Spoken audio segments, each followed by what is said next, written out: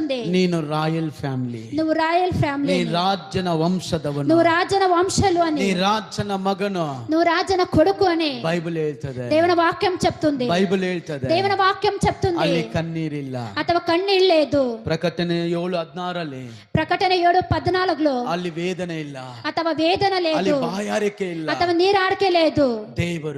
ದೇವರು ಅವರಿಗೆಲ್ಲವನ್ನ ಕೊಡುತ್ತಾನೆ. దేవుడు వాళ్ళకి అన్ని ఇస్తారు. ಆಮೆನ್. ఆమేన్. ಮೂರನೇದಾಗಿ, ಮೂರನೇదిగా 9 ಪ್ರಕಟಣೆ 9:21 ప్రకటన 9:21 ಆ ವಾಕ್ಯ ನಮಗೆ ಹೇಳುವಂತದ್ದು, ఆ వాక్యం మనకు చెప్పేది ಮನಸ್ಸಾಂತರ ಹೊಂದುಕೋ, మనసాంతర పొందుకో. ಮನಸ್ಸಾಂತರ ಹೊಂದದೇ ಇದ್ರೆ మనసాంతర పొందుకోకుంటే ಆಶೀರ್ವಾದ ಹೊಂದಿಕೊಳ್ಳೋಕ್ಕಾಗಲ್ಲ. ఆశీర్వాదం పొందుకునే దాని ಆ కయ్యలేదు. ವಾಕ್ಯ ಹೇಳ್ತದೆ. ఆ వాక్యం చెప్తుంది. ಹೋದ್ರಿ ಯಾರಾದ ಒಬ್ರು, ಇದಲ್ಲದೆ